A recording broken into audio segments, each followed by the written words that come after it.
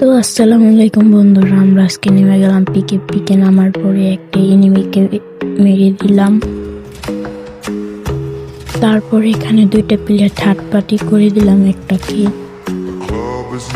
পিকে ঘরে আসার পরে একটা এনিমিকে মেরে দিলাম ফ্রি কিল। ঘর থেকে বের হওয়ার পরে দেখি এখানে একটা এনিমি, ওকে একটা পিস শট দিয়ে মেরে দিলাম।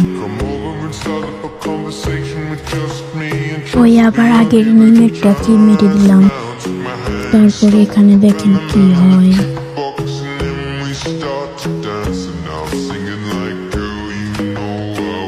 Your love was handmade for somebody like